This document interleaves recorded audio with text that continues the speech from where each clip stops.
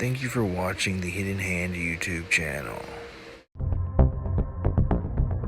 We live in an age of mass surveillance, and big data, mixed with the ever-increasing power of artificial intelligence, means all of our actions are being recorded and stored like never before.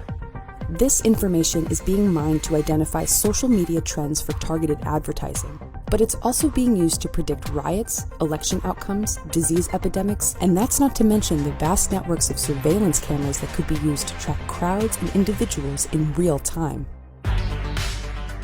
This is Embers, a computer forecasting system that sifts through the data that you post on social media every day. It mines platforms you'd expect, like Twitter and Facebook, and it tracks things that you might not expect, like restaurant apps, traffic maps, currency rates, and even food prices. Data from tweets and social media is useful for predicting both disease outbreaks and events like civil unrest, domestic political crisis, elections, and so on. And you can use these non-traditional data sources like restaurant reservation information, hospital imagery, and so on to predict the flu. Embers mines big data for trends rather than information on individuals.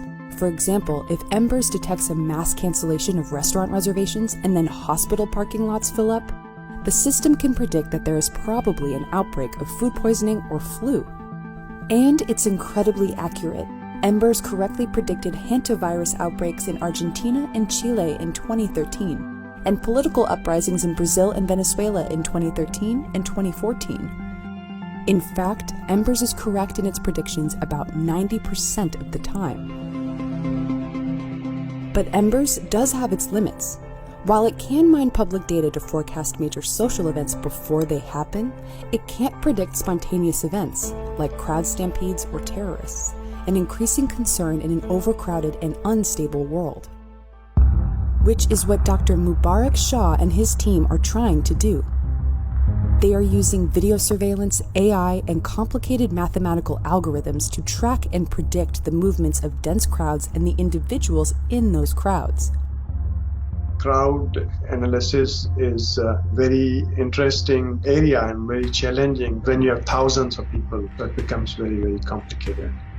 This is where AI comes in. It can help spot abnormal patterns in a crowd like bottlenecks. Take the Hajj pilgrimage in Saudi Arabia, for example. In 2015, hundreds were crushed to death in a stampede. In the future, computers may be able to detect bottlenecks in real time, and pilgrims can be diverted to uncrowded areas, thus avoiding stampedes and ultimately saving lives. Another application Shah's team is working on is to track individuals in crowds in real time. We want to be able to track that person, where the person enters, where he's going, and where he's exiting, and so on. This kind of surveillance is done manually, but computers are beginning to be able to detect individuals acting suspiciously as they move through a crowd. We want to be able to analyze the video in each camera. We detect people, we track, and we identify, and so on. Using video surveillance and the networks of cameras available in major cities, Shah's team is working on using AI to track individuals from place to place. This Boston bomber was seen many different locations, right? So you detect a person in one camera, then it disappears because it's not visible. And after some time, then it appears in another camera, maybe at a distance. So the identification in the crowds is much, much harder because there are lots of people. Camera networks data mined for suspicious behavior could stop future bombings. But it isn't easy, and they aren't there yet. There is so much data that needs to be annotated so that machines can understand human behavior. It can help law enforcement, they can make them more efficient, and it can help solve crime. But there is a downside to this. How much privacy are we willing to give up to be safe?